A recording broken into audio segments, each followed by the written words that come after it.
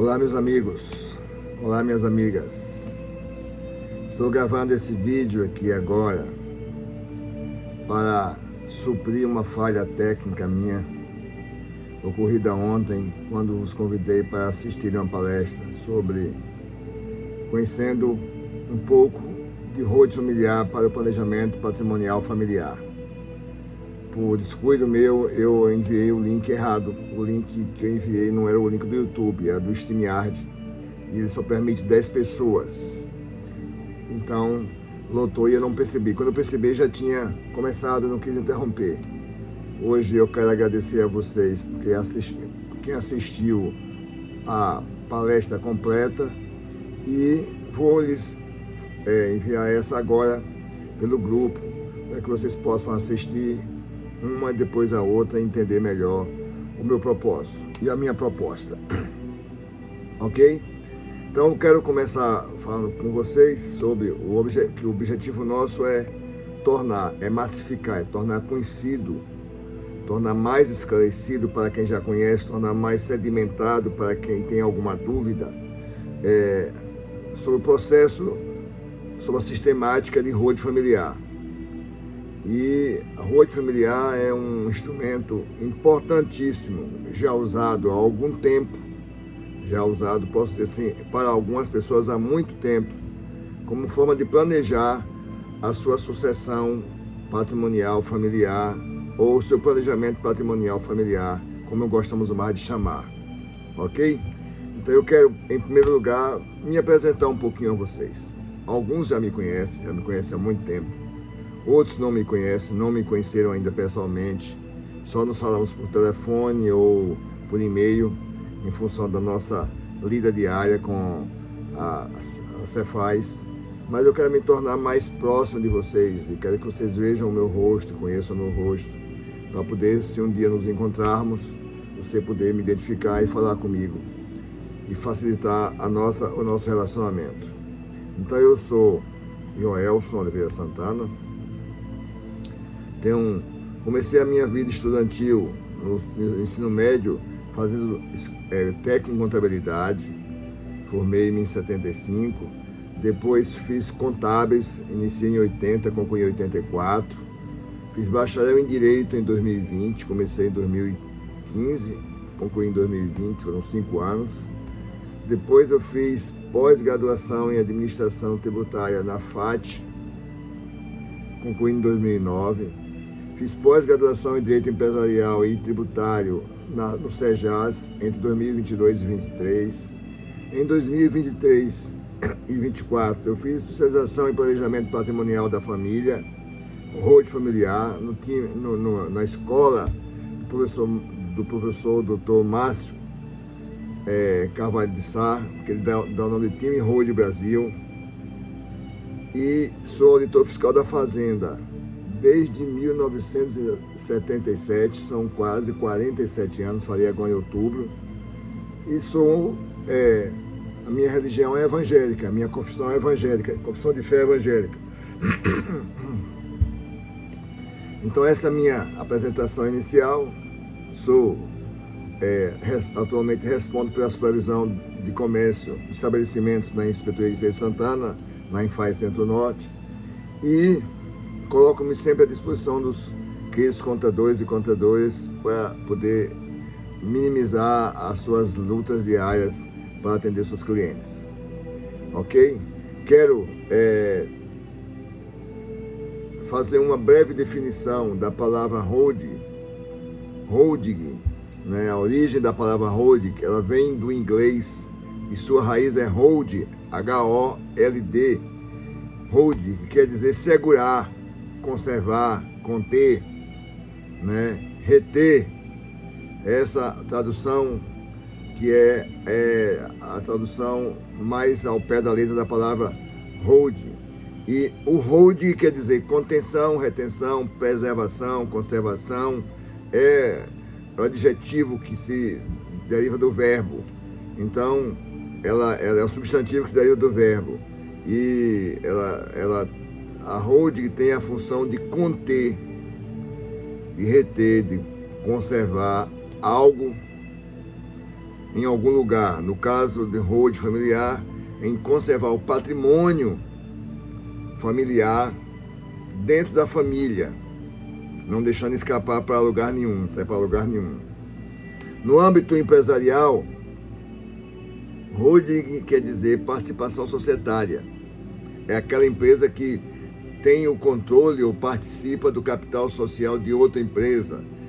Ações ou cotas associadas por cota responsabilizada, essa empresa tem uma participação ou controle, né? Ela é como uma espécie de uma gestora à distância. Você que já viu uma barragem de Pedra do Cavalo, tipo o Lago do São Francisco, lá em Juazeiro, ou a barragem de Paulo Afonso, ou a barragem de Itaipu, né? Você que já viu a barragem, aquilo ali que retém a água, aquilo ali que segura a água dentro do lago, é aquilo que nós, na prática, podemos denominar de contenção. Então, essa contenção é feita por essa barragem de concreto, de pedra, né? E que a água só sai quando há necessidade por interferência humana.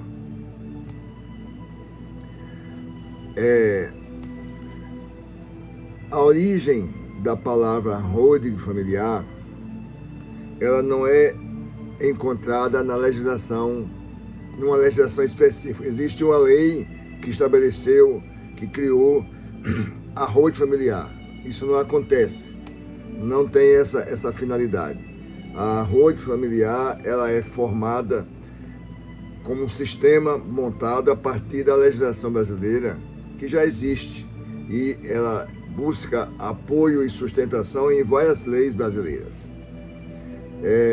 A base legal, né, começa com a Constituição, nos artigos 5º, incisos 22 e 54, no artigo 170, inciso 2º, no Código Tributário Nacional, na Lei 6.404/76, a famosa Lei das SAs, no Código Civil e na Lei de Responsabilidade Econômica, que foi a última lei editada.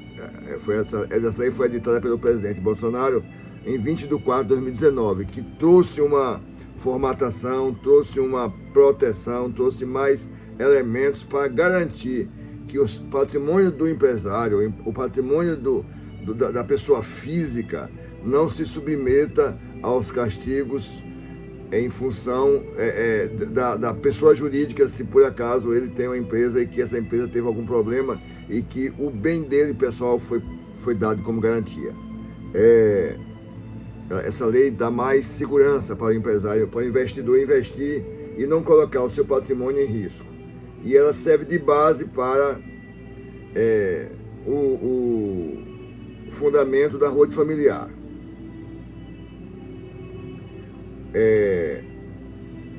Eu quero falar um pouco sobre dois objetivos básicos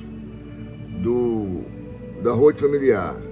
O primeiro objetivo é blindar o patrimônio da pessoa física, introduzindo numa pessoa jurídica e blindando contra as adversidades da vida. São várias adversidades que nós sofremos, né? São vários problemas que nós enfrentamos. E estando o seu patrimônio dentro de uma holding, ele está blindado. Nada o toma, nada o tira de você ou de sua família. E o segundo objetivo é garantir que o patrimônio construído a duras penas pelos pais fiquem com seus legítimos donos e futuros herdeiros, que são os filhos dos pais que formaram o patrimônio.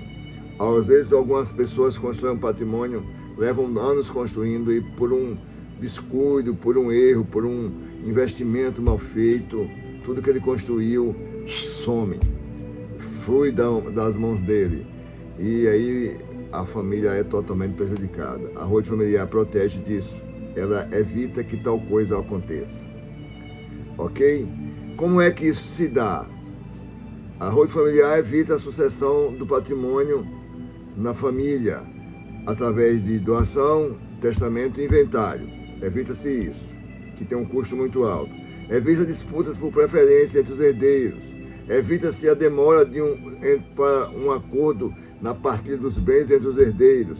Evita-se as comuns discussões, aborrecimento, discórdias e às vezes terminando em inimizade na família por causa da partilha dos bens.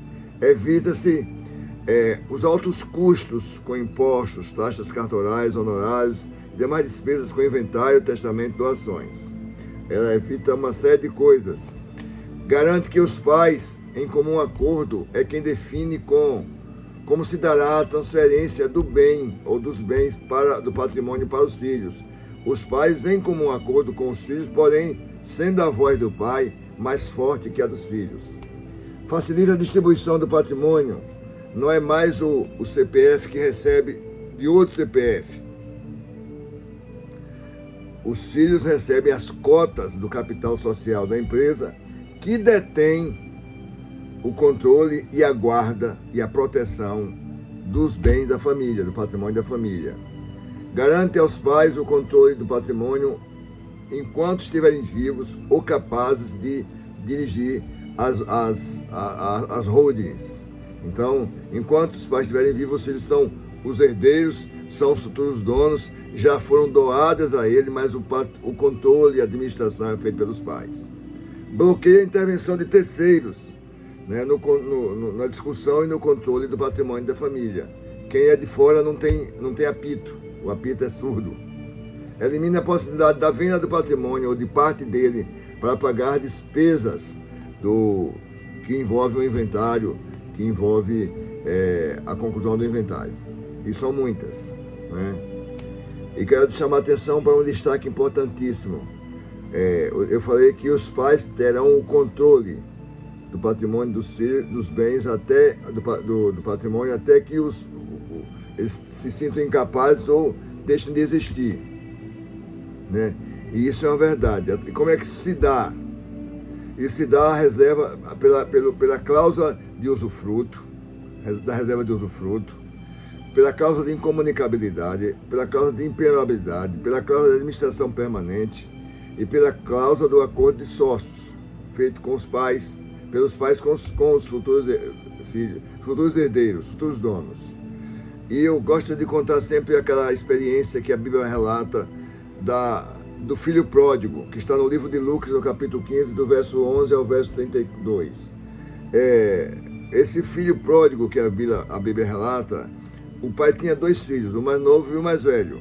O mais novo disse para o pai: pai, me dá a minha parte na tua herança. O pai relutou, chamou o filho, tentou desconversar, tentou aconselhar o filho a não fazer isso, mas o filho insistiu. E o pai deu aquilo que lhe cabia na futura herança. Passado um tempo, o filho gastou tudo de forma aleatória, chamam de forma perdulária, de forma irresponsável, né, de forma inconsequente, e tudo que ele recebeu do pai findou-se, acabou-se. Ele teve que, para sobreviver, e trabalhar numa pocilga e comer aquilo que os porcos comiam. E ele se sentia realizado quando fazia aquilo, mas lembrou-se que na casa do seu pai, os seus servidores, os seus empregados, comiam muito bem, comiam na mesa com o patrão, tinha comida abundante. Ele desejou então voltar para a casa do pai para não passar mais fome, não comer comida que era dada para os porcos. E a Bíblia relata que o pai, ao vê-lo, se sentiu feliz, mandou fazer uma festa, o recebeu com honras, porém o filho não tinha mais direito à herança. A parte que restara era do filho que não foi embora. O filho que não foi ficou zangado, a princípio com o pai, mas o pai justificou dizendo que aquele filho estava morto e ressuscitou. Mas o direito dele já tinha se esgotado. E numa situação de patrimônio, de planejamento patrimonial familiar, cessa o filho pródigo. Não existe filho pródigo. Não existe aquele que é gastador. Ele não terá esse direito. Ele não agirá com irresponsabilidade, porque aquilo não será dele, mas da família. E ele só tem apenas um quinhão. E se ele quiser sair da road, o restante da família compra a parte dele e ele segue a vida dele. Mas ele não vai gastar o que o pai deixou de uma forma irresponsável.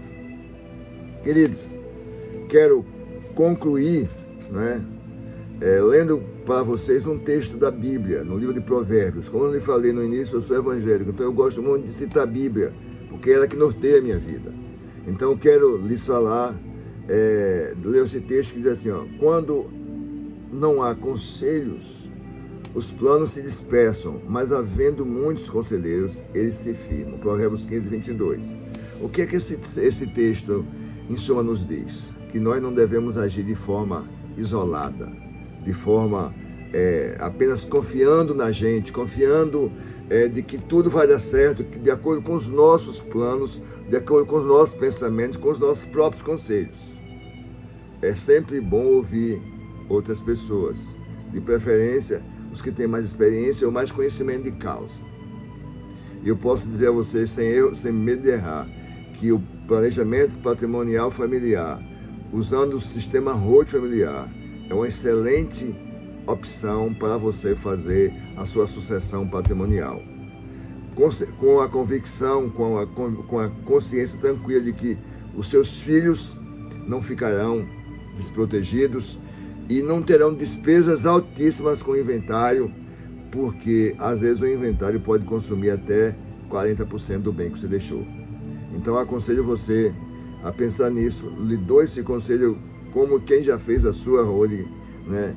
Mas também pela experiência que eu tenho em lidar com pessoas que fazem constantemente holding familiar. Era isso que eu tinha a lhe dizer como introdução do que de um pouco sobre holding familiar. Quero agradecer de coração por me ouvir. Quero lhe pedir que ao final do vídeo deixe o seu like, deixe o seu ok, se inscreva no meu canal. Isso é importantíssimo para que esses vídeos alcancem outras pessoas. Se inscrevam, compartilhem, comentem. Você estará me ajudando muito a tornar essa ferramenta conhecida de todos. Forte abraço, Deus os abençoe e nos veremos breve em um outro vídeo com novas informações sobre planejamento patrimonial familiar. Até breve!